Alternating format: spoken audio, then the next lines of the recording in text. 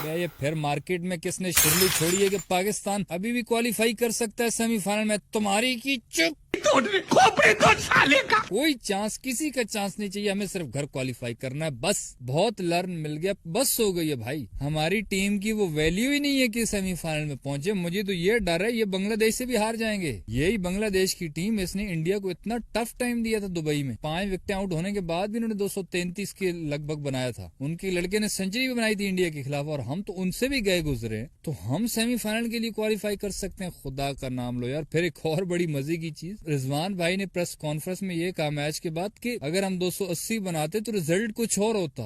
खुदा के बंदो, अभी भी आपको यही माइंड सेट है 280 वाला, वही गुर्बत वाला। शायद अफरीदी ने भी ये बात कही है कि अगर आप 2025 की क्रिकेट में 1930 वाली 1950 वाली क्रिकेट खेलोगे तो रिजल्ट यही निकलेंगे। और सारे बड़े बड़े क्रिकेटर्स भी यही बातें कर रहे हैं, लेकिन इस हमारे कैप्टन साहब को देखो अभी भी यही बात कर रहा है कि 280 हम बना लेते। अब ये चीज देखो, इंडिया ने जो टारगेट चेस किया, 45 बॉलें रहती थी कि उन्होंने टारगेट चेस कर लिया। और एक और चीज भी ध्यान में रखो कि इंडिया वाले जानबूझ के स्लो हो गए थे आखिर में, क्योंकि उनको पता था टारगेट कम है। वरना जिस तरह के उनके बैट्समैन है ना, जितने वो कैपेबल है, वो अगर अपने हिसाब से खेलते तो वो 350 कर जाना था। और मेरी बात सुनो, 45 बॉलें अभी भी अगर रहती थी और उन्होंने चेस कर लिया और कोहली भी नॉट आउट खड़ा हुआ है, तो अगर आप अंदाजा लगाओ कि 245 उन्होंने बना लिया और 45 बॉलें अगर और खेलें वो लोग, तो क्या लगता है आपको? कोहली साहब भी नॉट आउट खड़ा है, कितना ठोकते वो? 70-80 रन आराम से उन्होंने बना लेना था। और 70-80 रन का मतलब है कि 320 रन तो वो यूं ऐसे आराम से उन्होंने बनाना था। लेकिन इस सब को देख के भी, इस मैच के बाद भी हमारे कैप्टन साहब की क्या सोच है कि हम 280 बनाते तो रिजल्ट चेंज होता। खुदा का वास्ता यार, गरीब बुजदिलो। एक तो होता है ना माइंडसेट बंदे का बुजदिल होता है, तुम्हारे अंदर वो स्किल ही नहीं है। शुएब अख्तर ये बात बोल रहा था कि जैसे उनका रोहित शर्मा दायरे के ऊपर से मार देता है, कोई अकल मौत इस्तेमाल कर लेता है, वो शुभमन गिल दायरे के ऊपर इधर उधर से मार लेता है। हमारे ओपनर्स की तुमने देखा है कोई स्किल? एक तो डर के रोकते हैं ना, फिर ऐसा भी नहीं है कि चलो अगर मैं थोड़ी ऊपर दायरे से पा दूं, फिर जब मारते हैं ना तो ऐसा मारता है कि सीधा ऊपर कैच हो जाता है माशाल्लाह। तो सिर्फ हमारे खिलाड़ियों का माइंडसेट बुजदिल वाला नहीं है, माशाल्लाह टैलेंट भी इतना कूट कूट के भरा हुआ है कि मजाल है छक्का लग जाए उनसे, छक्का मारने की कोशिश में कैच हो जाता है। इस मैच में 42 ओवर्स के बाद जाके हमारा पहला छक्का लगा तो खुशदिल भाई के हाथों। और इस स्किल के लेवल पर फिर हमारे कैप्टन साहब भी कह देते हैं कि 280 होता तो रिजल्ट कुछ और होता है। 280 भी उन्होंने मिनटों में चेस कर लेना था यार, कमाल। 15-20 बॉलें और खेल के वो भी चेस कर लेना था उन्होंने। फिर कैप्टन साहब ने ये भी कहा है कि हमारी जो विकेटें शिफ्टें गिरी उसकी वजह से भी स्कोर कम हुआ,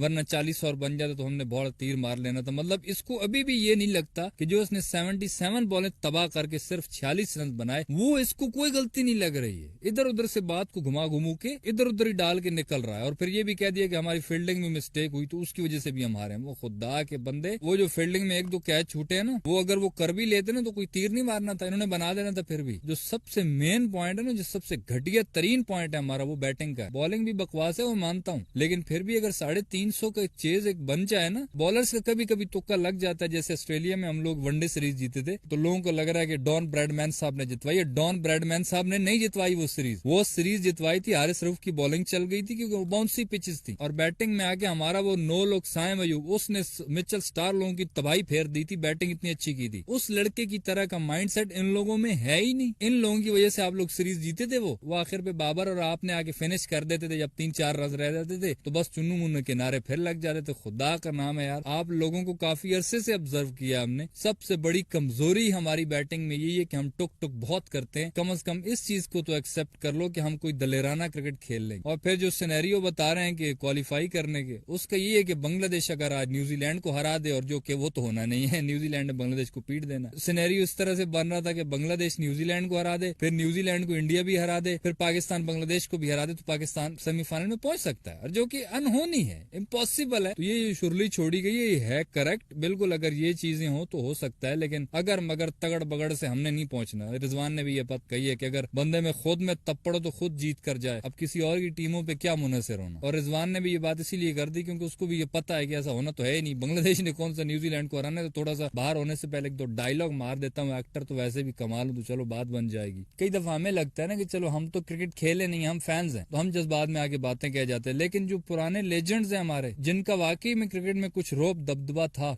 वो सारे भी यही चीजें दोहरा रहे हैं कि ये बुजदिल लोग हैं, बुजदिलों वाली क्रिकेट बहुत ज्यादा खेल रहे हैं, इस वजह से मार खा रहे हैं। ये इमामुल हक साहब जो मेन ओपनर है, इसके बारे में बड़ी बातें कि यार ये बहुत अच्छा बैट्समैन है, स्पिनर को ऐसा खेलता है, ये करता है, वो करता है। पाकिस्तानी पिचेस पर इसने कुछ रन भी बनाए हैं गलती से, और ये बंदा भी पॉडकास्ट वगैरह में इंटरव्यूज में आके ऐसी बातें करता है फिलोसोफर वाली, कहता है कि पाकिस्तानी अवाम को कदर नहीं है हमारी, हमें पर्ची बोलते हैं, लेकिन मुझे फर्क नहीं पड़ता, मैं देश के लिए ये कर दूंगा, वो कर दूंगा। ले कर दिया, 26 बॉलों पे 10 रन बना के रन आउट हो गए, गई 2-3 दफा आउट होने लगा, तो उससे पहले भी ले आप दिखाएंगे, आप ये करेंगे, आप वो करेंगे, ये करेंगे, वो करेंगे।